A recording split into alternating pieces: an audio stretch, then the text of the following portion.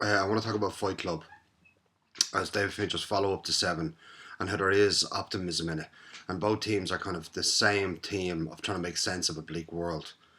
And even within Fight Club and Seven, I think there's more kind of positivity than lots of Christopher Nolan's films. More emotional development, more growth as a person, as opposed to the kind of isolationist life Christopher Nolan leaves.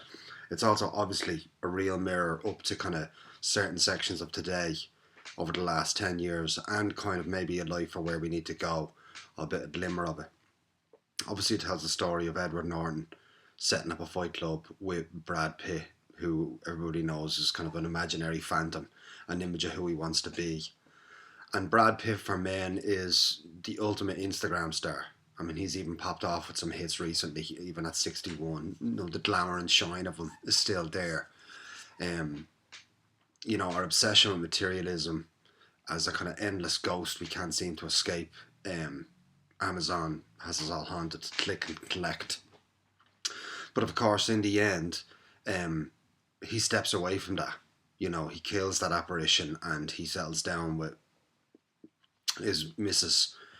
Um, and you can clearly see Fincher trying to dig his way out of a kind of materialistic, shallow lifestyle. Him coming from music videos. I mean, he would have just been gobbled up by that, like that environment of pop stardom. He was at the nexus of it, working with Michael Jackson and Madonna, and he would have just been in that LA world, like the absolute thick of it. And you clearly see him if you look backstage on any videos. He's got, his clothes are too big for him. He's got a goatee. He's just, completely dispensed with his vanity to focus on his work, especially after such a crippling professional experience as Alien 3, which would have been really frustrating. He probably would have slid into a dark place. And in a way, those films were his way of working it out. Um, like it is a really dark canvas, but LA has been accused of being a really dark place.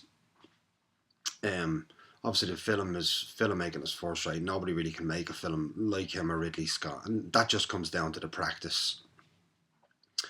And there's lots to enjoy. It still holds up. Masculinity in Crisis. Brad Pitt's character in Fight Club is basically Andrew Tate, um, which is strange for such a character to kind of materialize 20 years later. Um, and women aren't really a big part of it. Like, it's not dripping with misogyny. It's just it's the absence of female connection that leads to male violence.